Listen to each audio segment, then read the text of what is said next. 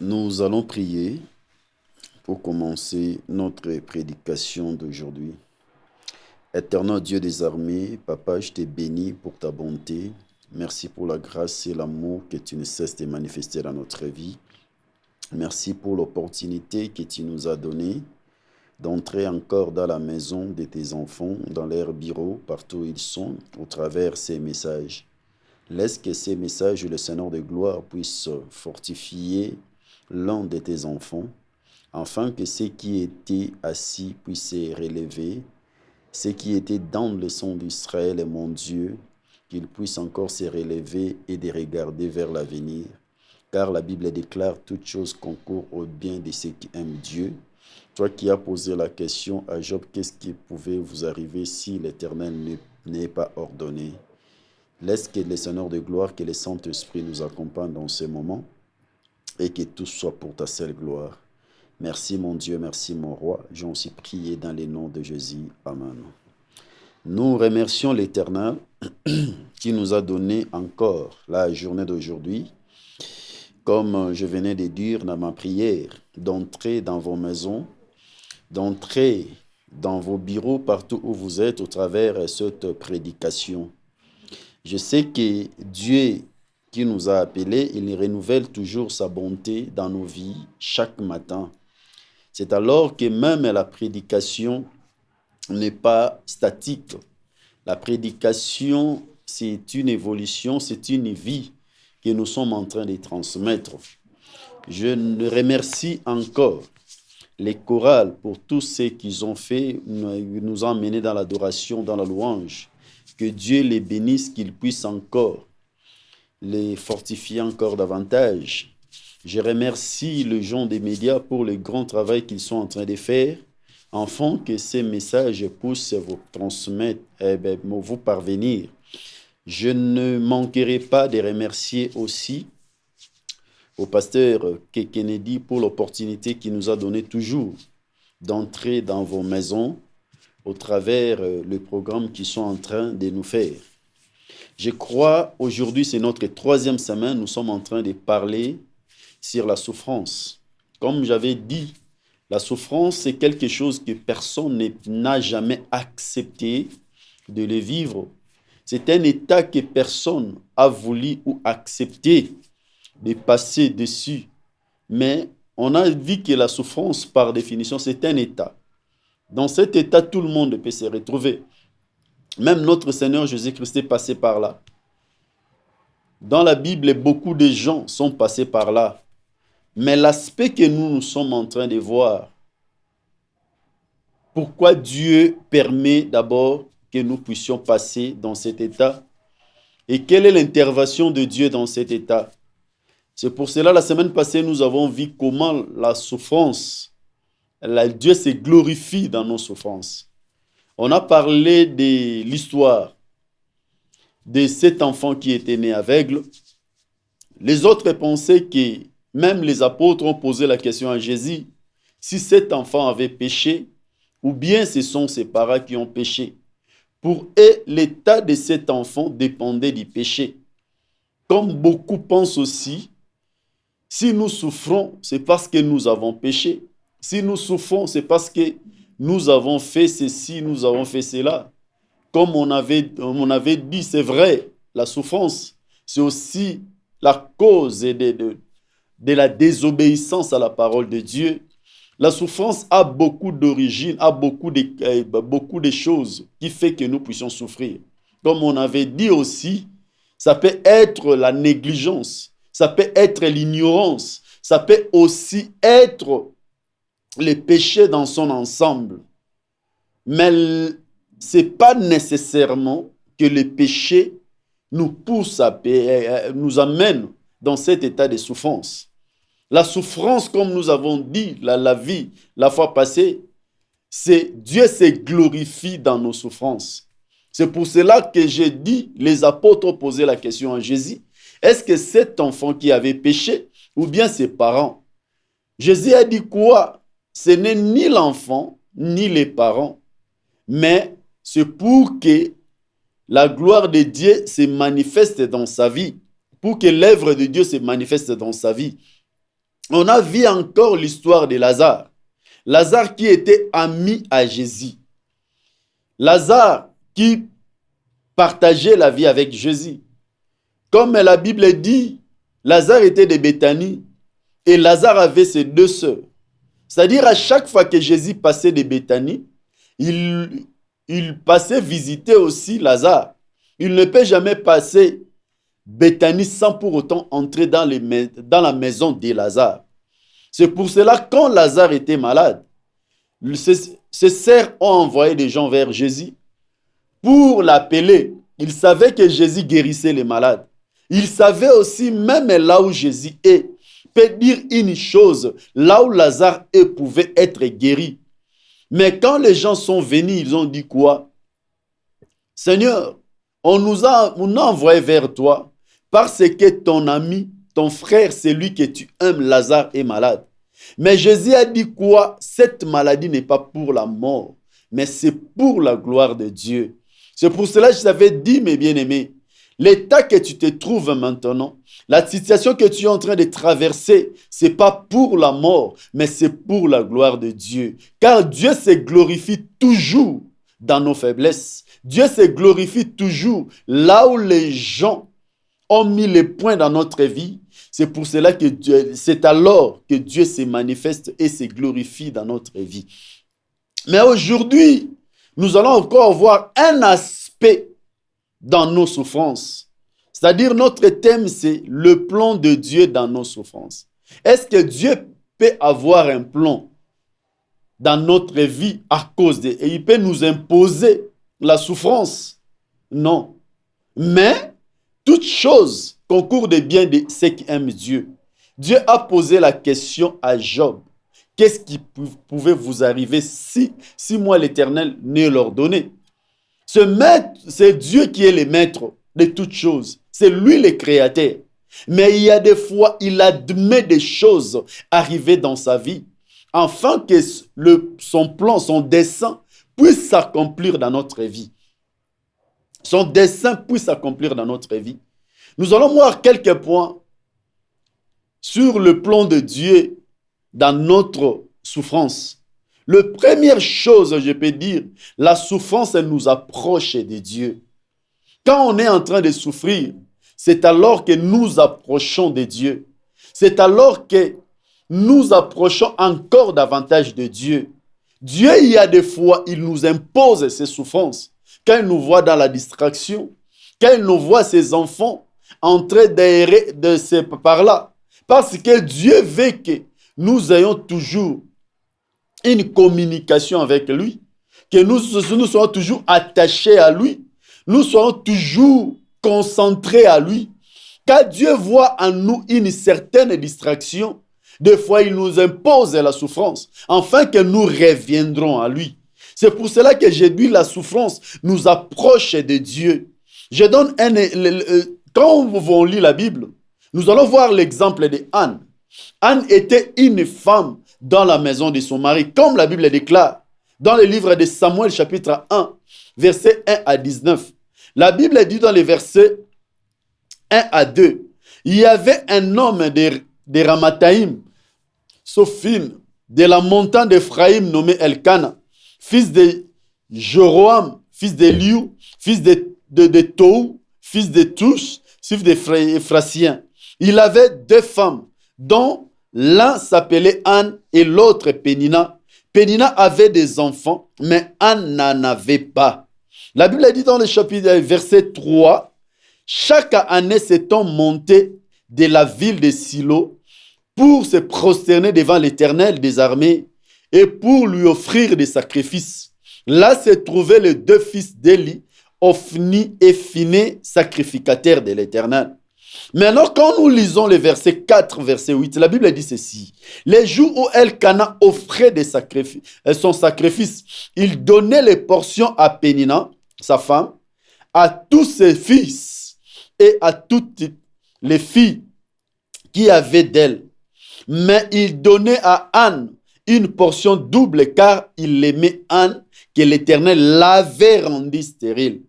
Sa rivale lui prodiguait des mortifications pour la portait à s'irriter de ce que l'Éternel l'avait rendu stérile. Et toutes les années, il en était ainsi. Chaque fois qu'Anne montait à la maison de l'Éternel, Pénina les mortifiait de la même manière. Alors elle pleurait et elle ne mangeait point. Elkana, son mari, lui disait, Anne, pourquoi pleures-tu et ne manges-tu pas? Pourquoi ton cœur est-il irrité? Est-ce que je ne vais pas pour toi mieux que 10 fils? Maintenant ici, on voit Anne qui avait son rival Pénina. La Bible dit, à chaque fois, les jours où Elkana offrait des sacrifices, il donnait des portions à Pénina. Pour Pénina, sa femme, et à tous ses fils et à toutes les filles qu'elle avait. Mais elle donnait une portion double à Anne. La portion double de Elkana qui donnait à Anne n'a pas fait oublier à Anne son état. Mais la Bible dit aussi, ce Dieu qui lui avait rendu stérile, Dieu a rendu Anne stérile. Ce n'était pas les gens, ce n'était pas les oncles, ce n'était pas les tantes, ce n'est non plus parce que Anne s'est avortée beaucoup de fois. C'est pour cela elle était devenue stérile. Non, c'est Dieu qui lui avait rendu stérile. Et cet état de stérilité ne faisait que Anne. Puis il y a des fois, il manquait même l'appétit. Il ne mangeait pas. Dans son état de stérilité, il montait toujours dans les temples pour prier. Il montait toujours dans les temples pour adorer. Il montait toujours au temple pour offrir des sacrifices. Mais regarde ce que leur mari faisait. Qu'elle donnait à Pénina, il donnait à Anne le double portion de ce qu'elle donnait à Pénina. Pour elle, Cana pensait quoi? Peut-être le double portion que je suis en train de donner à Anne, ça pouvait la consoler, ça pouvait la faire oublier qu'elle était stérile. Mais de l'autre côté, elle avait Pénina de l'autre côté. De ce côté, son mari qui le fortifiait. De ce côté, son mari qui lui donnait les portions doubles. Et de l'autre côté, il était Pénina qui la mortifiait chaque jour. Et la Bible dit quoi?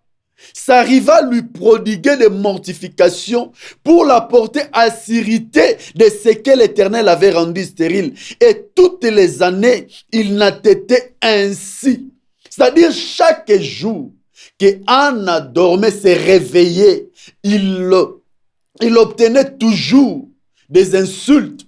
Elle tenait toujours des injures. Elle tenait toujours des mortifications de sa rivale. Et cela faisait que Anne puisse souffrir encore davantage. Faisait que Anne puisse souffrir davantage. À la maison, Anne n'était pas en paix parce qu'elle n'avait pas mais parce que Dieu lui avait rendu stérile. Mais un jour, Anne a pris conscience de son état. Un jour, Anne a pris conscience de sa situation. Elle a dit non, aujourd'hui, je ne vais pas aller avec les gens. Je vais aller seule au-devant de ces dieux-là, au-devant de la personne-là qu'il m'a fait aujourd'hui que je sois ce que je suis. Au-devant de la personne-là qui a fait qu'aujourd'hui je sois humilié. Au-devant de la personne qui a fait qu'aujourd'hui je sois dans la souffrance. C'est Dieu comme c'est Dieu qui m'a rendu stérile, je vais aller vers lui. Je vais aller vers lui aujourd'hui. Parce que je suis tourné au-devant des gens. Je suis allé vers Elkana qui est mon mari. Il me consolait seulement. Il me donnait seulement des cadeaux. Mais ces consolations, ces cadeaux n'a jamais fait oublier ce que je suis. Ces conseils, c'est bien. Ces consolations, c'est bien. Ces cadeaux, c'est bien. Mais tout ça ne me fais jamais sortir de cet état de stérilité. Je pars maintenant vers la personne qui m'a fait stérile. Je pars maintenant vers le Dieu, lui qui m'a fait stérile. Il est capable aussi de me donner des enfants. Il est capable aussi de me rendre fertile pour que je sois comme les autres, pour que je sois comme Pénina aussi. Afin que Pénina stoppe de me faire du mal. Afin que le monde stoppe de m'humilier à cause de mon état. Il est allé au temple, mes bien-aimés. Elle était seule. Et quand Anne est entrée dans la maison de l'Éternel à Silo, ce n'était même pas le jour de culte. Ce n'était même pas le jour elle avait rendez-vous avec les sacrificateurs Élie. Non. Elle a laissé sa maison pour aller dans la maison de l'Éternel, chercher l'enfant. Elle a laissé la maison pour aller devant la face de Dieu, pour plaider à cause de son état. Mais bien aimé, dans la souffrance, toi, tu pars où? Tu consultes qui? Je sais qu'il y a beaucoup de gens, ils consultent les médecins, c'est bien, parce que Dieu les a donné l'intelligence. Il les a donné la connaissance pour nous amener dans la solution, dans la guérison. Mais la Bible déclare dans le livre de l'Apocalypse, si parmi d'entre vous est malade, allez voir les anciens, qu'on puisse prier pour lui. Mais cela n'empêche qu'on part voir les médecins. Il y a d'autres personnes aussi, dans cet état que Anne s'est trouvée, il part voir même, consulter des féticheurs. Il part consulter des sorciers, des marabouts pour avoir des enfants. Mais Anne est allée dans la maison de l'Éternel. Il est allé devant la face de Dieu pour chercher l'enfant. Elle était seule devant Dieu. Elle était seule devant sa conscience. Il ne regardait ni à gauche ni à droite. Elle ne regardait même pas Pénina qui le mortifiait. Elle est venue au-devant de celui qui l'a rendu stérile. Mais regarde maintenant, une autre chose. Il a quitté la maison pour avoir un peu la paix. Quand il est entré dans la maison de l'Éternel, la Bible dit dans les versets 9 et 16, Anne se leva après qu'on lui mangeait et bu à Silo. Les sacrificateurs, ils étaient assis sur un siège près de l'un des poteaux du temple de l'Éternel. Et l'amertume de l'âme, elle pria l'Éternel et versa des pleurs. Elle fit un vœu en disant, Éternel des armées, si tu daignes regarder l'affliction de ta servante, si tu te souviens de moi, et n'oublie point ta servante. Et si tu donnes à ta servante un enfant mâle, je le consacrerai à l'Éternel pour tous les jours de sa vie. Et le rasoir ne passera point sur sa tête. Comme elle était longtemps en prière devant l'Éternel, elle y observa sa bouche. Anna parlait dans son cœur et ne faisait que remuer les lèvres. Mais on n'attendait point sa voix. Elle y pensa qu'elle était ivre. Il lui dit, jusqu'à quand seras-tu dans l'ivresse? Fais passer ton vin. Anne répondit, non, mon Seigneur. Je suis une femme qui souffre en son cœur. Et je n'ai bu ni vin, ni boisson enivrante, mais j'ai répandu mon âme devant l'Éternel. Ne prends pas ta servante pour une femme pervertie, car c'est l'excès de ma douleur et de mon chagrin qui m'a fait parler jusqu'à présent. Regarde maintenant Anne, c'est lui qui est venu vers Dieu pour pleurer à Dieu par rapport à sa situation, par rapport à son état, par rapport à son problème. Arrivé au temple, comme son problème ne dépendait pas des gens, comme son problème, il ne regardait pas les gens, il regardait Dieu. La Bible dit, il parlait dans son cœur parce qu'Anne avait l'amertume de l'âme. Elle avait l'amertume de l'âme, elle se parlait dans son cœur. Mais Élie, la Bible dit, Élie pensa qu'elle était ivre, mes bien-aimés. Mes bien-aimés, je vais te dire, dans ta situation, dans ton état, les autres personnes penseront que tu es devenu folle. Les autres penseront que tu es devenu fou. Les autres vont même te traiter de tous les maux parce que rien ne marche dans ta vie.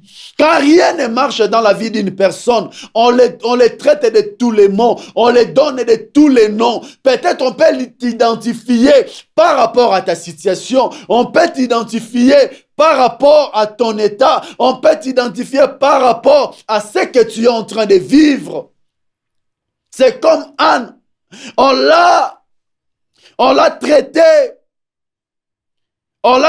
d'une femme perverse par l'homme de Dieu, par les sacrificateurs. Mais Anne ne regardait pas les sacrificateurs. Il regardait Dieu qui a établi ces sacrificateurs. Il avait de l'estime avec ces sacrificateurs. Si c'était toi, si c'était moi, j'ai quitté ma maison. Je suis venu dans la maison de Dieu pour chercher Dieu. J'ai quitté Pénina pour venir vers Dieu. Mais l'homme de Dieu, il me traite d'une femme perverse. Si c'était toi, si c'était moi, quelle serait notre réaction, mes bien-aimés? C'est pour cela que je dis souvent, ne regarde pas les gens, il faut regarder le Dieu qui t'a appelé. Quand tu viens à l'église, quand tu cherches Dieu, sache que tu cherches Dieu parce que tu as un problème. Celui qui est à côté de toi, il a aussi un problème. Celui qui est à ta gauche, à ta droite, il a aussi un problème. Ne sois pas distrait, que qu'il ne te distrait pas. Sois concentré par rapport à ton état. Elle lui dit, jusqu'à quand seras-tu dans l'ivresse? Fais passer ton vin. Je ne suis pas dans l'ivresse. Je ne suis pas dans l'ivresse, c'est l'amertume de l'âme. Anne répondit, non mon Seigneur, je suis une femme qui souffre à son cœur. Mais bien aimé, tu es en train de souffrir dans ton cœur. Tu as des problèmes qui surpassent même ton intelligence. Tu ne comprends pas tout ce que tu es en train de faire. Rien n'est réussi. Tout ce que tu es en train d'entreprendre, rien n'aboutit. Mais bien-aimé, tu as regardé les gens comme cette femme qui a souffert de l'écoulement des sang pendant 12 ans. La Bible dit, elle a souffert pendant 12 ans aux mains des médecins. Il a tout dépensé, mais les jours où il a tourné sa face vers Dieu, vers Jésus, les jours où elle a pris la décision d'aller vers Jésus, c'est les jours où cette femme avait eu la guérison. C'était comme Anne. Le jour où il a regardé Dieu dans sa souffrance, c'est ce jour-là. Anne, Dieu lui avait répondu. Il a dit, non, non, mon Seigneur, je suis une femme qui souffre. Je n'ai bu ni vin ni boisson enivrante, mais j'ai répandu mon âme devant l'Éternel. Ne prends pas ta servante comme une femme pervertie, car c'est l'excès de ma douleur et de mon chagrin qui m'a fait parler jusqu'à présent. Mais bien-aimé, dans ta souffrance, dans ton problème, parle à Dieu. C'est lui qui a la solution à ton problème. Le plan de Dieu dans ta souffrance est de revenir à lui. Le plan de Dieu dans ta souffrance est de s'approcher encore davantage de Dieu. Et tu verras que Dieu fera de grandes choses dans sa vie. Et la deuxième chose que je vais parler maintenant, le plan de Dieu dans nos souffrances, c'est pour que nous ayons l'assurance et la confiance à Dieu. Dieu nous promet non seulement la puissance, mais également sa présence. Nous ne traversons jamais une journée tout seuls, nous devons le savoir. À chaque fois que nous traversons la journée, à chaque fois que nous marchons avec Dieu. Nous devons avoir cette assurance. David a dit ceci, quand je marcherai dans la vallée de l'ombre de la mort, je ne crains aucun mal, car tu es avec moi. Ta houlette et ton bâton me rassurent. Ça, c'est la parole de David dans Psaume 23, verset 4. Quand je marche dans la vallée de l'ombre et de la mort, je ne crains aucun mal, car tu es avec moi. Ta houlette et ton bâton me rassurent. David qui a parlé de ça, c'est la personne qui a passé toutes sortes de situations. C'est la personne, moi je dis, l'homme de toutes les situations. Il a passé dans les moments difficiles de la vie, il a passé dans les moments de bonheur de sa vie. David, un enfant dans la maison de son père. David est le plus jeune dans la maison de son père, mais il était exposé dans la forêt, il était exposé dans la brousse pour paître les troupeaux de son père, pour paître les troupeaux de son père. Quand ses frères étaient à la maison en train de manger, David était là dans la brousse, David était là dans la forêt, devant les dangers, pour paître les troupeaux. Oh, dans la maison, l'enfant qui est le prix, c'est le mieux servi. L'enfant qui est le mieux servi, mais c'est la plus jeune. Mais les plus jeunes, on l'a envoyé dans la forêt. David, de la forêt, il est venu, il a tué Goliath. D'autres problèmes s'est survenu au travers Saoul. David est devenu vagabond et errant. Jusqu'à ce qu'il a rencontré Dieu. Dieu l'a fait asseoir dans le trône, il est devenu roi. C'est David qui parlait de ça. Quand je marche dans la vallée de l'ombre et de la mort, je ne crains aucun mal, car tu es avec moi. Ta houlette et ton bâton me rassurent. David, tout ce qu'il a vécu dans sa souffrance, dans l'état où il s'est trouvé dans la forêt, l'état où il s'est trouvé quand il fuyait Saoul, cela a donné à David de l'assurance. Cela a donné à David la confiance à Dieu. Il sait que Dieu, même s'il passe, même s'il marche dans la vallée de l'ombre et de la mort, il ne craint aucun mal. Il ne craint aucun mal, car il sait l'Éternel est avec lui. Mais bien aimé, je vais te dire ceci, comme j'avais dit l'autre fois, Jésus ne vient pas en retard, comme la sœur de Lazare pensait, mais comme les sœurs de Lazare pensaient. Jésus vient toujours à temps.